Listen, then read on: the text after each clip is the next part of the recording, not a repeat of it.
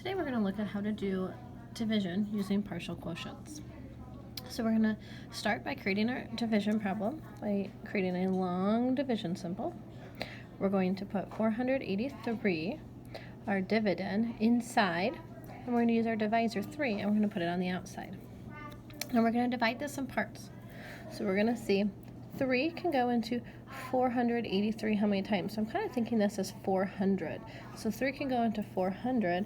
I can think, how close can I get there? Well, I know 3 times 100 is going to be 300. So I'm going to go ahead and do times 100. And that's going to be 300. And I'm going to subtract to see what's remaining. So I have 183 left. So I'm going to say, okay, well, 3 goes into 183 how many times? Since I'm working with the hundreds, I'm going to start by checking if I can multiply by 100, but I already know that 100 times 3 is going to be 300. That'll be too large, so I'm going to check times 10. So I know that 3 times 10 is 30. I'm going to try to go bigger than that. 3 times 50 would get me to 150. Well, that's pretty close, so I'm going to go ahead and use that.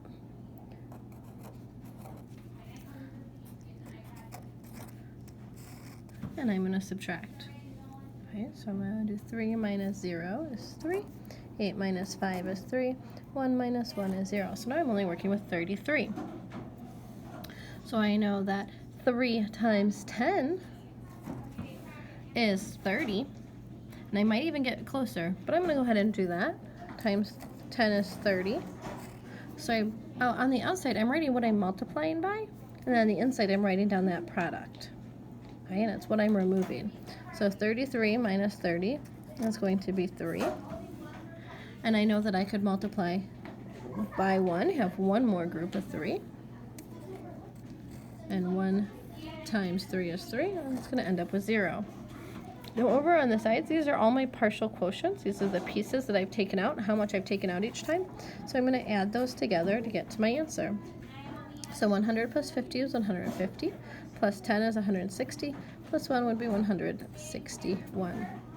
So 483 divided by 3 is 161. So let's take a look again where those numbers came from. So since I was working with a 3-digit number, I started by checking multiples of 100. 100 times 3 gets me 300. So I put what I multiplied by here, and I put that answer right here. 100 times 3 is 300.